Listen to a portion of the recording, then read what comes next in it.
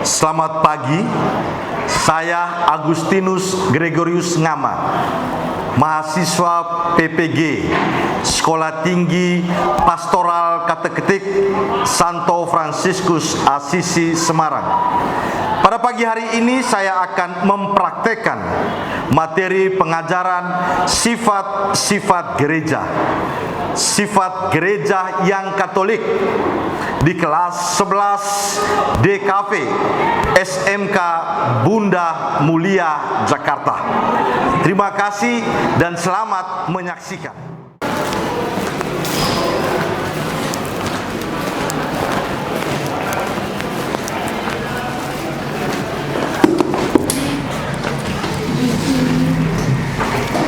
Bersiap.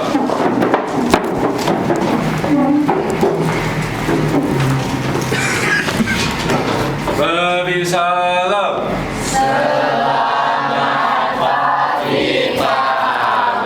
Selamat pagi adik-adik semua, silakan duduk. Kita awali pelajaran kita dengan doa. Silakan yang bertugas pimpin kita dalam doa. Bagus ya teman-teman, marilah kita berdoa. Dalam nama Bapa dan Putra dan Roh Kudus, amin. Ya Tuhan, terima kasih telah mengumpulkan kita semua di sini. Hari ini kita bakalan belajar agama. Berkatilah kita semua sampai akhir pelajaran. Amin. Dalam nama Bapa dan Putra dan Roh Kudus, amin. Ya, terima kasih adik-adik semua yang baik. Hari ini kita akan memasuki materi tentang sifat-sifat gereja. Hari ini materi yang ketiga, yaitu sifat-sifat gereja yang Katolik. Ya, sifat-sifat gereja yang Katolik. Sebelum kita memasuki materi tentang sifat-sifat gereja yang Katolik, kita nyanyikan dulu satu lagu. Ya, mungkin semua tahu lagu ini, Persembahan Hati. Ya, nyanyi ya.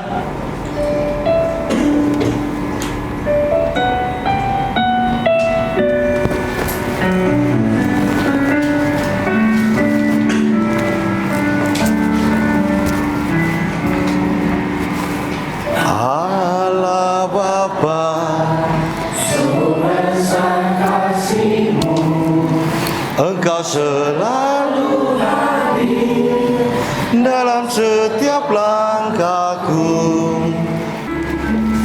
Ini diriku, jadikanlah alat-Mu. Terimalah Bapa persembahan hati. Terimalah Bapa persembahan hati. Ya, kita berikan aplaus dulu untuk kita masing-masing. Kita sudah menyanyikan lagu Persembahan Hati. Ya, kita bersama-sama sudah menyanyikan lagu Persembahan Hati. Sebelum masuk ke materi ini, saya absen dulu ya. Saya absen, cek kehadiran adik-adik yang baik. Abigail Lovely, ada ya. Ariel Asriel hadir. Bernard, Kathleen, satu orang yang sakit. Kita akan mulai dengan tema kita pada hari ini, yaitu sifat gereja yang Katolik. Bagaimana dan apa itu sifat-sifat gereja yang Katolik? Ya, apa itu sifat-sifat gereja yang Katolik? Ya, pada materi yang lalu kita sudah lihat dua sifat ya. Sifat yang pertama adalah gereja yang satu. Sifat yang kedua gereja yang kudus. Kita sudah lihat bersama-sama, yaitu sifat gereja yang satu dan sifat gereja yang kudus. Mengapa gereja itu disebut satu? Ada yang tahu?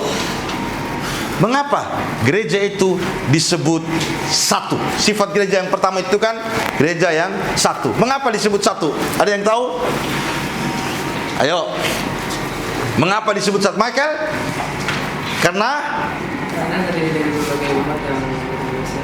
Karena terdiri dari berbagai umat yang berdosa. Oke, maka disebut gereja yang satu. Ada yang lain. Mengapa disebut gereja yang satu? Ayo adik, mengapa disebut gereja yang satu?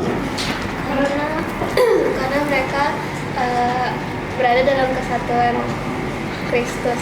Ya, karena mereka berada dalam satu kesatuan. Di dalam siapa? Yesus Kristus. Ini penting ya. Mengapa gereja disebut? Yang kedua, mengapa gereja itu disebut kudus? Sifat yang kedua. Ayo, mengapa gereja itu disebut kudus? Sifat yang kedua. Ada yang tahu mengapa gereja itu disebut kudus? Karena apa? Darius, karena ayo, mengapa gereja itu disebut kudus? Karena miracle. Karena ayo, mengapa gereja disebut kudus? Karena Darius? Karena gereja dalam Yesus Kristus, dan Yesus Kristus sudah mengorbankan, Yesus Kristus itu kudus dan telah mengorbankan dirinya untuk kita. Ya, karena gereja itu kudus, karena Kristus yang kudus sudah mengorbankan dirinya untuk manusia yang berdosa ini. Sekarang kita lihat sifat yang ketiga, yaitu gereja yang Katolik. Mengapa gereja itu disebut Katolik? Coba lihat, perhatikan adik-adik. Ini gambar siapa ini? Setengah wajah ini siapa gambarnya? Yesus Kristus. Ya, berarti kenapa dia disebut dengan Katolik dengan ada wajah Yesus ini? Sifat yang ketiga. Karena ayo, tadi kan sudah jawab. Ini sifat yang pertama kan tadi gereja yang satu, ya kan? Gereja yang satu karena Kristuslah yang mempersatukan kita semua. Kita bersatu dalam Kristus. Kita masuk yang ke tema yang kedua, gereja yang kudus. Karena ayo tadi itu. Yesus Kristus adalah kudus. Ya, karena Yesus adalah kudus. Sekarang tema yang ketiga, sifat gereja yang Katolik. Mengapa disebut Katolik? Ada yang tahu? Ya. Karena dari bahasa Katolikus, bahasa Latin kan katanya Katolikus kan, yang berarti universal dan umum. Iya. Universal dan umum. Karena gereja Katolik itu artinya universal dan umum. Kristus tadi kamu sebutkan tadi kan, dialah yang mempersatukan semuanya. Maka dari dialah ini gereja Katolik itu tumbuh. Gereja Katolik itu berkembang karena Kristus sendiri yang menjadi sentral dari gereja Katolik. Ya, maka tadi si Kesia sudah bilang, Katolik itu artinya umum, universal. Ya, universal umum. Tapi universal umum itu di dalam siapa? Yesus Kristus. Ya. Sekarang kita lihat video bagaimana kisah ya kunjungan Paus pada tahun 2021. Ya, Paus yang pernah mengunjungi Indonesia ya. Siapa namanya? Paus Fransiskus almarhum ya, dia sudah meninggal pada tahun ini ya. Dia meninggal kemudian diganti oleh Paus Leo ke-14. Ya, kita melihat bersama video bagaimana dia mengunjungi Irak.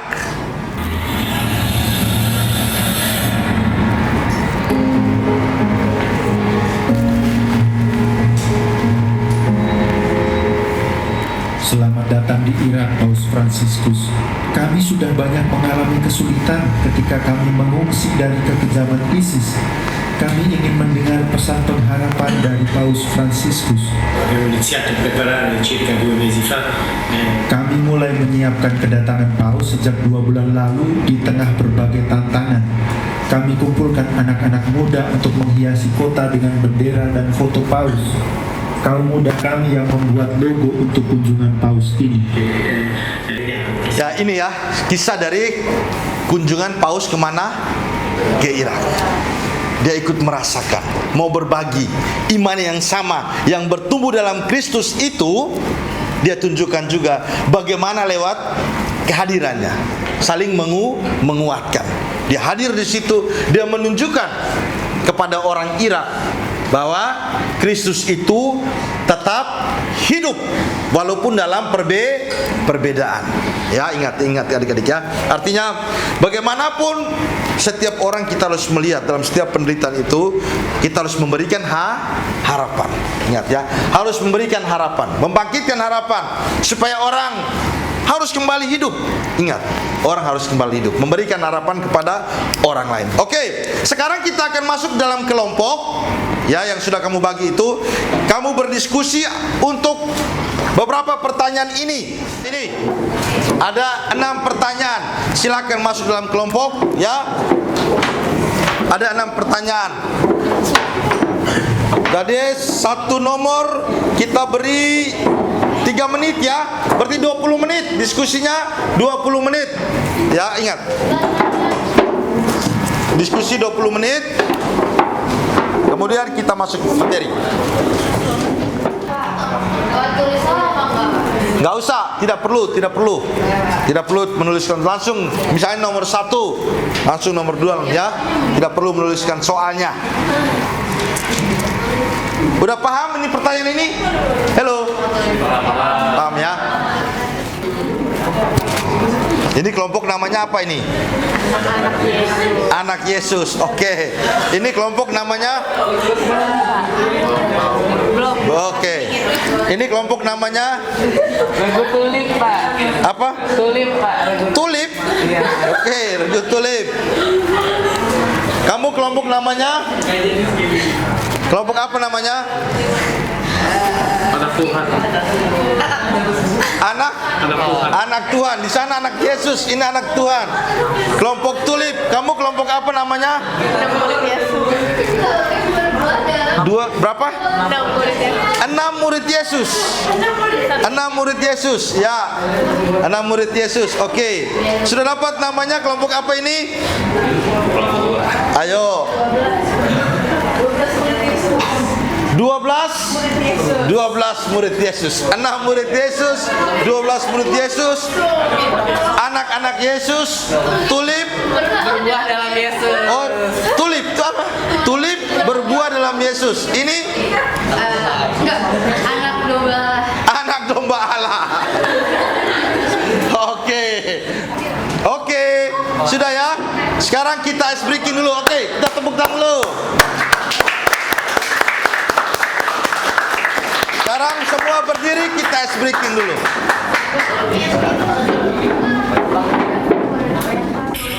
Ikut sini, ikut gerakan sini. Ikut.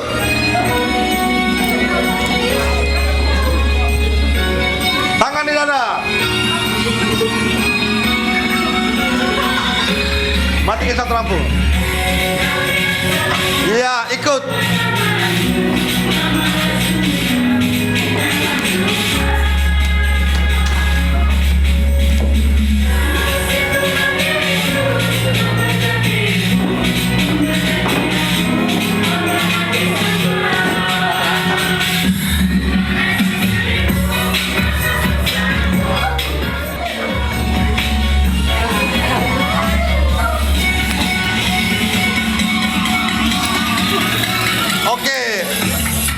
Ya, silakan. Kita presentasi ya.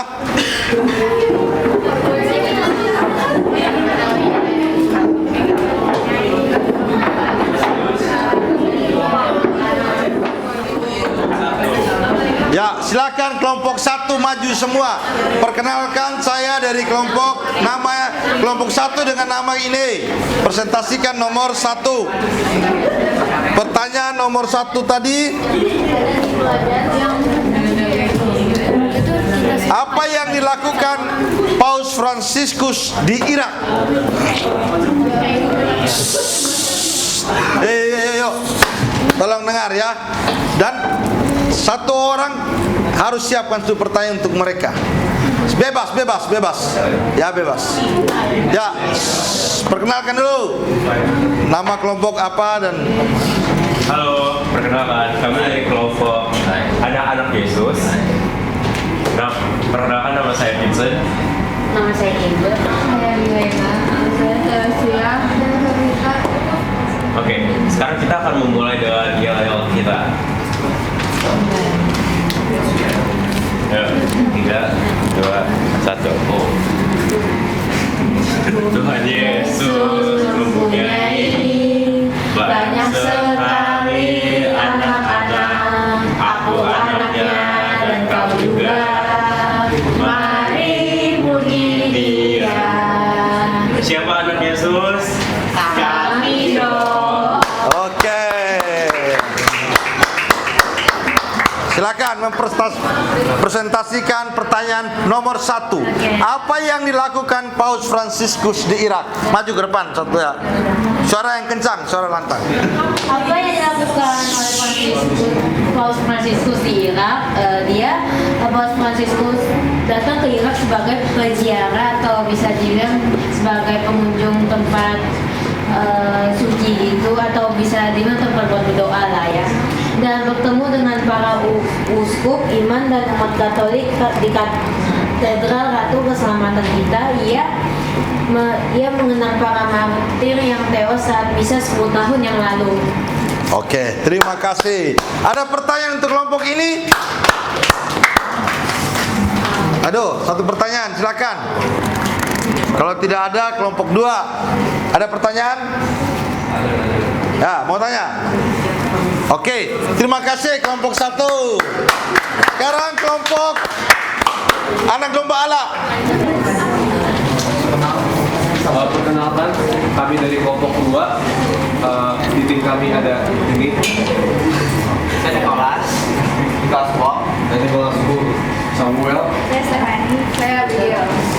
Jadi pesannya itu, aku adalah benih gandum Tuhan dan aku telah terkubur dalam biji binatang liar agar aku menjadi roti Kristus yang murni. Dan kami dengan iman yang sama mau memberi kesaksian akan Kristus yang hidup. Kamu tetap kuat dalam iman, semua gereja bersatu. Oke, terima kasih. Yel-yelnya. Siapa raja kita? Yesus Kristus. Siapa pemenangnya? Anak domba Allah. Kami bangkit, bukan mundur. Dalam kasih kami bertempur. Anak domba, Panggil kami. anak domba, Pakai kami. anak domba. Glory to God. Oke, selanjutnya kelompoknya Miracle. Silakan, kelompok 3.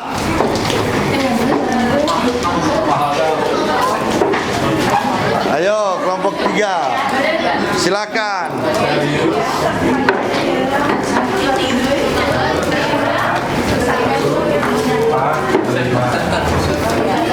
Ya. Selamat pagi Pak Lus dan teman-teman. Ya. Kami dari kelompok 12 Umat Yesus ingin mempresentasikan mengenai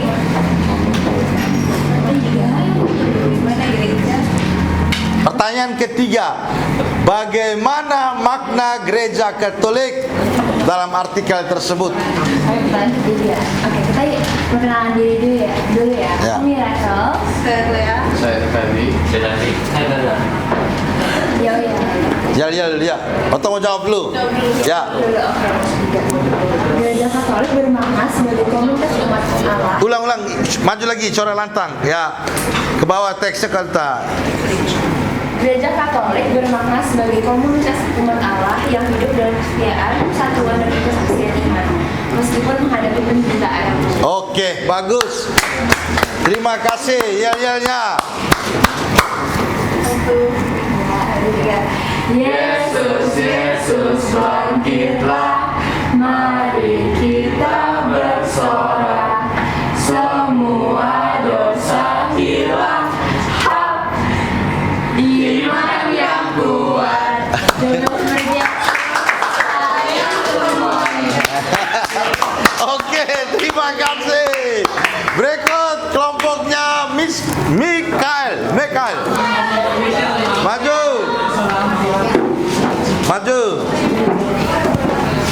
Ya. Bagus, sudah 4 kelompok ya. 5 kelompok ya. 1, 2, 3, 4 kelompok. Silakan. Oke. Ya. Ya, sekarang kita akan menjawab pertanyaan tersebut ya. Berdiri depan, maju depan. Oke. Jadi tokoh yang kita pelajari adalah tokoh Paus Fransiskus dan gimana bacanya? Paus Franciscus atau George Mario Bergoglio. Ya. Nah, Paus Franciscus adalah pemimpin umat Katolik sedunia. Ia dikenal karena sifatnya yang rendah hati dan sederhana, serta sifat sepenuhnya dengan kasihnya terhadap semua orang maupun orang-orang di Irak ini. Oke, terima kasih. Yel-yelnya.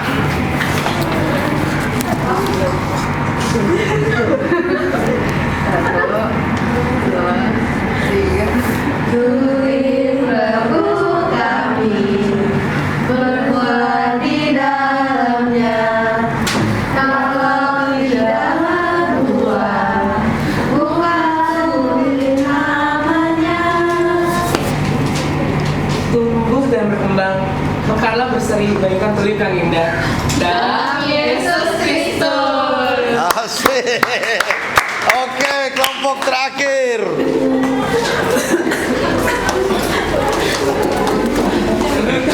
Silakan kelompok terakhir.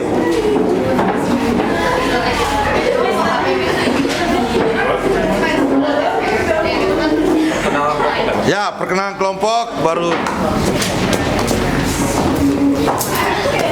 Ya. Halo semuanya. Halo.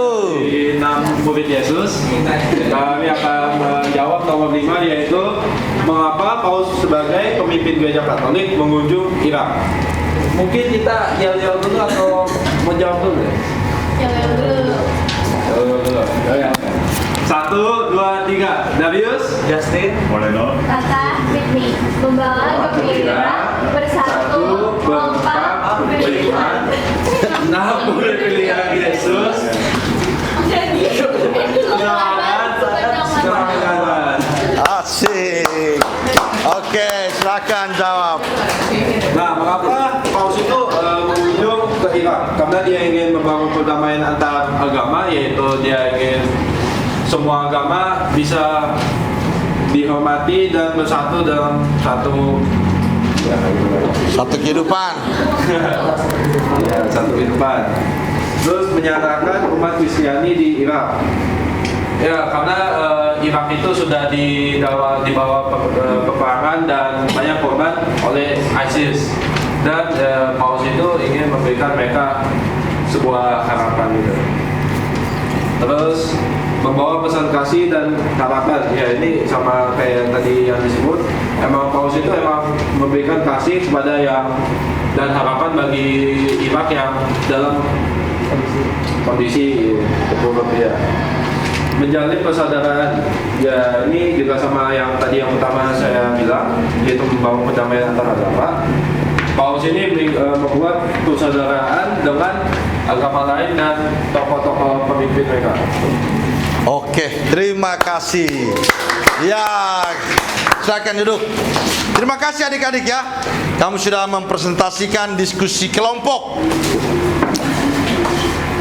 tentang 5 pertanyaan ini. Sekarang kita lihat lebih lanjut ya. Kita lihat lebih lanjut. Pokok-pokok penting tadi kamu sudah lihat sendiri ya. Pokok-pokok penting yang pertama itu Paus mengutip dari kata-kata Santo Ignatius dari Antioquia. Dia mengatakan bahwa aku adalah benih gandum Tuhan yang digiling, ya, yang digiling. Supaya apa? Iman itu tumbuh dan berkembang, ya kan? Aku itu dia mengutip kata-kata dari Santo Ignatius dari Antioquia. Aku adalah benih gandum Tuhan dan aku telah terkubur dalam gigi liang binatang liar agar aku menjadi roti Kristus yang murni. Yang kedua, dia itu pokok yang kedua. Kami dengan iman yang sama mau memberi apa adik-adik? Memberi kesaksian akan Kristus. Ini penting ya. Kami dengan iman yang sama memberi kesaksian tentang Kristus. Kesaksian apa? Kesaksian Kristus mengajarkan tentang apa? Hukum kasih. Memberi kesaksian tentang kasih, bahwa semua orang itu harus saling mengasihi. Yang ketiga, di situ kamu harus tetap kuat di dalam iman. Orang yang percaya kepada Kristus di dalam gereja Katolik yang universal dan umum ini harus kuat dalam iman dalam segala cobaan. Ya. Ini kutipan kitab suci. Absen 13 siapa? Ya, baca suara yang lantang. Efesus 6 ayat 16 sampai 18. Dalam segala keadaan, ambillah perisai iman, yang dengannya kamu dapat memadamkan semua panah api dari si jahat, dan terimalah ketopong keselamatan dan pedang roh, yaitu firman Allah. Dalam segala doa dan permohonan, berdoalah setiap waktu di dalam roh, dan berjaga-jagalah di dalam doamu itu dengan permohonan yang tidak putus-putusnya untuk segala orang kudus. Ya, inilah dalam gereja Katolik, untuk segala orang tulus berdoa ini ya. Dalam segala keadaan ambillah perisai iman. Iman di dalam siapa? Di dalam Yesus Kristus, yang dengannya kamu dapat memadamkan semua api dari si jahat. Ya, kalau Anda dalam kekatolikan, iman dalam Yesus Kristus seperti yang Yesus ajarkan, yaitu hukum cinta kasih, supaya Anda bisa memadamkan semua panah api dari si jahat, dan terimalah topeng keselamatan dan pedang roh, yaitu firman Allah, sabda Tuhan. Itu yang menjadi kekuatan. Ya, nah ini bagian refleksi. Ya, nanti bentar Pak Agus print, satu orang bagi kerjakan di rumah. Ya, besok kamu bawa. Mengerti ya? Kamu kerjakan, besok kamu bawa ini, supaya nanti tadi bahan arsipnya Pak Agus. Ini refleksinya. Hari ini aku merasa apa? Sebagai orang Katolik ya, hari ini saya merasakan apa? Yang kedua, aktivitas kesukaan hari ini adalah apa? Ya, seperti refleksi yang kamu buat tiap hari yang dengar kitab suci. Kemudian ketiga, hal baru yang saya pelajari hari ini apa? Jujur aja, tulis saja ya. Yang ketiga, esok hari apa yang saya ingin agar lebih baik sebagai orang Katolik. Ya, nanti ini refleksi kamu, Pak Agus print, Pak Agus bagikan satu orang tiap orang. Besok kamu bawa ya, sebagai refleksi pulang di rumah, malam sebagai refleksi. Oke? Oke, ada pertanyaan sebelum kita tutup? Tidak ada. Oke, sebelum kita tutup, kita berdiri, kita nyanyikan lagu bersama dengan gembira ya. Tahu kan lagunya?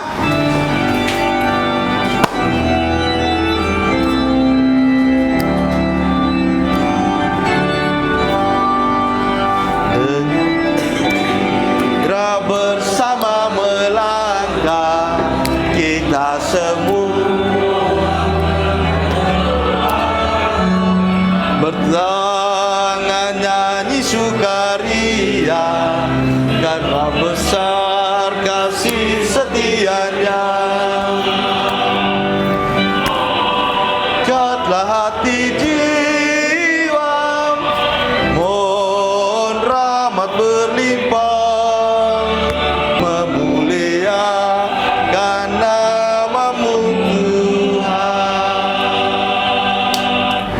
ini.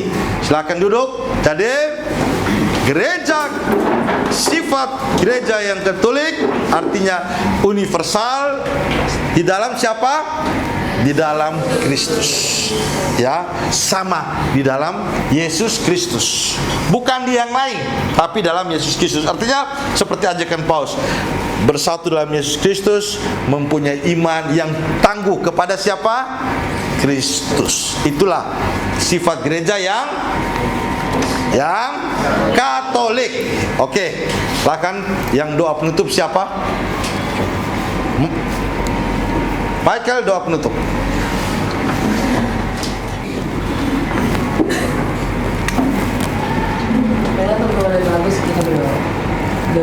Dalam nama Bapa dan Putra dan Roh Kudus. Amin. Ya Bapa, Kau sudah menyelesaikan pemeliharaan dari pandemi ya Bapak. Berkatilah kami untuk mempersiapkan untuk pembelajaran masa depan. Terima kasih Tuhan. Amin. Bapa kami dalam surga, dimuliakanlah namamu, datanglah kerajaanmu, jadilah kehendak-mu di atas bumi seperti dalam surga. Berilah kami rezeki pada hari ini, dan ampunilah kesalahan kami seperti kami pun mengampuni yang bersalah pada kami, dan janganlah masukkan kami ke dalam pencobaan, bebaskanlah kami dari yang jahat. Amin. Dalam nama Bapa dan Putra dan Roh Kudus. Amin. Berbisalah. Terima kasih Pak Agus. Oke, adik-adik yang baik, terima kasih semuanya. Silakan duduk. Makasih adik-adik ya.